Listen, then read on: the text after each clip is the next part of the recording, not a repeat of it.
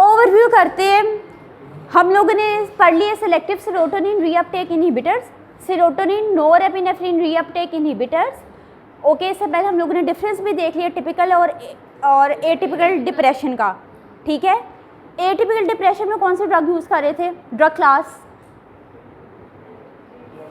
मोनोमीन oxidase inhibitors. दोबारा इस बात का जिक्र आपके लिपिनकॉट के अंदर मेंशन है। ठीक है, अच्छा, which one was more common? Typical depression. Typical depression में कौन कौन से ड्रग क्लासेस यूज़ हो रही थी? Selective serotonin reuptake inhibitors. अच्छा जी बच्चों, now coming towards the tricyclic anti depressant.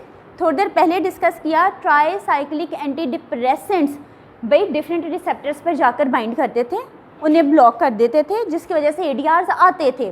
ठीक है, लेकिन मोड ऑफ एक्शन इनका भी यही था कि they were inhibiting the uptake of the norepinephrine and serotonin.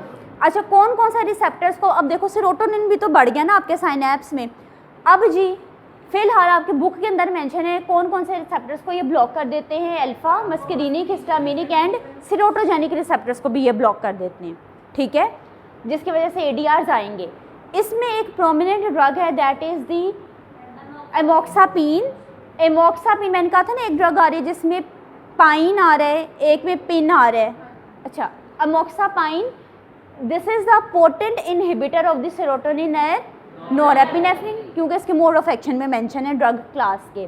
अच्छा जी, कौन से रिसेप्टर्स को साथ ही साथ ये ब्लॉक करेगा? मैंने कहा ना कि ये सेरोटोनिन रिसेप्टर्स को ब्लॉक करते हैं। कौन से सेरोटोनिन रिसेप्टर को? टाइप 2 को, 5-HT2 को, टाइप 2 रिसेप्टर को ये ब्लॉक कर देंगे और D2 रिसेप्टर्स को भी ब्लॉक करेंगे। क्लियर? सो इस ड्रग क्लास की एबिलिटी है कि अल्फा, मस्करीनिक, हिस्टामिन, सेरोटोजेनिक और डोपामिन रिसेप्टर्स को ये ड्रग क्लास ब्लॉक करती है। आपने जब क्या हर ड्रग के डिफरेंट कैरेक्टरिस्टिक्स आते जाएंगे, इसमें मोक्सापाइन के कैरेक्टरिस्टिक हमने देखे कि ये इनहिबिट करता है सेरोटोनिन टाइप 2 रिसेप्टर को और D2 रिसेप्टर को। देखो D2 रिसेप्टर की भी तो 2 सब फैमिलीज़ थी, 5 डिफरेंट रिसेप्टर्स दोनों फैमिलीज़ में डिवाइडेड थे। आपका पास 7 सब क्लासेस थी सेरोटोनिन की, आगे से फर्दर क्लासिफिकेशन थी उसकी। ठीक है, हमने स्पेसिफाई कर लिया इसमें। अच्छा जी, आपके पास देन जी ड्रग्स आ जाती हैं मेप्रोटाइलिन एंड डेस्प्रेमिन। ओके जी, ये these 2 drugs are relatively selective के जी किसकी रीअपटेक को ये इनहिबिट करती हैं? नोरेपिनेफ्रिन को। ठीक है, नो डाउट सेरोटोनिन को भी कुछ हद तक करेंगी, लेकिन ज़्यादा इनकी एक्टिविटी किसकी तरफ है? Towards the norepinephrine. रीजंस अभी हम डिस्कस नहीं करें इस लेक्चर में। ठीक है, जस्ट ओवरव्यू करें। ट्राईसाइक्लिक एंटी डिप्रेसेंट भी आपकी इसकी इंडिकेशन की है, अगर मैं ओवरऑल देखूँ आप मॉडरेट टू सीवियर डिप्रेशन के अंदर इसको इस्तेमाल करेंगे। अच्छा, इसके अलावा अगर मैं इमिप्रेमिन की बात करूं, इसकी और इंडिकेशंस क्या हैं डिप्रेशन के अलावा? It controls the bed wetting. कौन से पेशेंट्स में? चिल्ड्रन में, उन चिल्ड्रन में जिनकी age is older than 6 years. ठीक है, जो 6 साल से बड़े हैं उनमें। लेकिन this drug has been replaced by another drug जिसका नाम है डेस्मोप्रेसिन। ठीक है, एमिट्रिप्टाइलिन की मज़ीद इंडिकेशंस क्या आती हैं? ये प्रिवेंट करता है मिग्रेन को, ये प्रिवेंट करता है माइग्रेन को और हेडेक को। अच्छा, अब मैं आपसे पूछती हूँ what are the indications of imipramine. तो क्या क्या इंडिकेशन बताओगे? First one is the depression, लेकिन डिप्रेशन भी कौन सा? Moderate to severe depression. This will control the bed wetting in children that are older than the 6 years, that is for the prevention of the migraine and headache. But this drug class has been replaced by the desmopressin for which condition? For controlling the bed wetting. Clear?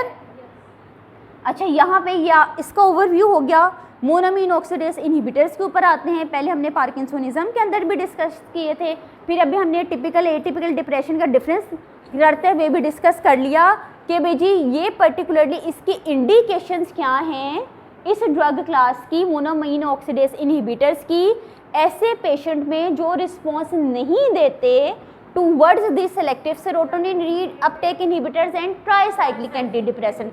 दूसरी सारी drug classes आपने इस्तेमाल कर ली, आपके पास ये option रह गई भाई ये हम लोगों की लीस्ट प्रेफर्ड ड्रग क्लास क्यों है, इसकी वजह से साइड इफ़ेक्ट्स आते हैं, ठीक है। अच्छा, इसके अलावा जी उन पेशेंट में जो कि रिस्पॉन्स नहीं शो करते हैं या एलर्जिक हैं towards the selective serotonin reuptake inhibitor और ट्राईसाइक्लिक एंटी डिप्रेसेंट, या फिर उस कंडीशन में इस्तेमाल करेंगे whenever there is a strong anxiety and atypical या फिर एटिपिकल डिप्रेशन। एटिपिकल डिप्रेशन की डेफिनेशन में यही था ना कि this is the more stronger depression. अच्छा, फिर जी इस ड्रग क्लास की ड्रग और ड्रग फूड इंटरेक्शन बहुत ज़्यादा है, so that is the last line agent, ठीक है, ये इसकी रीज़न आ गई। अच्छा, मोनोमीन ऑक्सीडेज इनहिबिटर्स आपके पास वो ड्रग क्लास है जो इनहिबिट करेगी मोनोमीन ऑक्सीडेजेस को, ठीक है, जो कि दो तरह के type A and type B, यानी कि ये वो एंजाइम्स हैं जो आपके न्यूरॉन के अंदर या फिर आपके ब्रेन में कह लो या नर्व में या टिश्यू में या गट में पड़े हुए हैं। और पड़े भी मोर स्पेसिफिकली कौन से ऑर्गेनल में है, माइटोकॉन्ड्रिया में, ठीक है। अब जी ये क्या करते हैं, ये मेटाबॉलिज्म करते हैं मोनोमीन्स की। मेटाबॉलिज्म कैसे करते हैं, बाय ऑक्सीडेटिव डीअमाइनेशन, ठीक है। एग्जाम्पल्स मोनोमीन्स की कौन सी हैं, norepinephrine, serotonin and the dopamine. ये हमने पार्किंसोनिज्म में पढ़ा था ना, जब हम ये drug class selective type B inhibitors use करते थे तो डोपामिन का लेवल बढ़ जाता था। सिलेक्टिव क्यों करते थे, अगर मैं नॉन सेलेक्टिव यूज़ करती तो नोरेपिनेफ्रिन का लेवल भी बढ़ जाना था उस कंडीशन में, जिसकी वजह से हाइपरटेंसिव क्राइसिस आ जाने थे। अच्छा, आपके पास मोनोमीन ऑक्सीडेज इनहिबिटर्स दो तरह के हैं, रिवर्सिबल और इरिवर्सिबल। मेरा टारगेट मोनोमीन ऑक्सीडेज इनहिबिटर्स भी इस्तेमाल करने का मकसद क्या है कि मैं अपने ब्रेन के अंदर सेरोटोनिन या डोपामीन के लेवल को बढ़ा सकूं या नोरेपिनेफ्रिन के लेवल को बढ़ा सकूं। अच्छा जी, अब ये ड्रग क्लास मैं इस डिप्रेशन के कंडीशन में इस्तेमाल इसलिए कर रही हूँ ताकि मैं मोनोमीन ऑक्सीडेजेस को इनहिबिट कर दूँ ब्रेन में। डेफिनेट सी बात है कि मोनोमीन ऑक्सीडेज आपके ब्रेन में भी हैं, गट में भी हैं, लिवर में भी है, तो वहाँ भी ये इनहिबिट हो जाएंगे। अच्छा, इनकी इनहिबिशन से क्या होगा, ऑक्सीडेटिव डीअमाइनेशन की इनहिबिशन हो जाएगी, जिसकी वजह से मोनोमीन का लेवल बढ़ जाएगा, वो उनकी डिग्रेडेशन नहीं होगी, दे विल एस्केप डिग्रेडेशन। मोनोमीन्स का लेवल बढ़ेगा कहाँ पे, विद इन दी न्यूरॉन्स, क्योंकि आपके पास माइटोकॉन्ड्रिया न्यूरॉन के अंदर था ना कि साइनेप्टिक स्पेस में था। अच्छा जी, इसकी वजह से क्यूमुलेट कर जाएंगे आपके मोनोमीन्स कहाँ पर, प्री साइनेप्टिक न्यूरॉन के अंदर। देखो, प्री साइनेप्टिक न्यूरॉन के बाद साइनेप्टिक स्पेस आती थी, पोस्ट साइनेप्टिक न्यूरॉन आता था। अच्छा जी, अगर न्यूरॉन के अंदर आपके मोनोमीन, नोरेपिनेफ्रिन, सेरोटोनिन बढ़ गए हैं, अब ये जब भी एक्शन पोटेंशियल आएगा, कैल्शियम चैनल्स ओपन होंगे, वेसिकल फ्यूज़ करेगा प्री साइनेप्टिक मेम्ब्रेन के साथ, तो ज़्यादा से ज़्यादा न्यूरोट्रांसमीटर लीक हो जाएंगे आपके साइनेप्स के अंदर और अपने अपने रिसेप्टर्स पर जाकर बाइंड करेंगे और पेशेंट को डिप्रेशन में कमी आ जाएगी। ठीक है जी। अब जी भाई ये तो हम एक आइडियल सिनेरियो की बात कर रहे हैं कि इन्होंने मोनोमीन्स की डिग्रेडेशन को इनहिबिट कर दिया।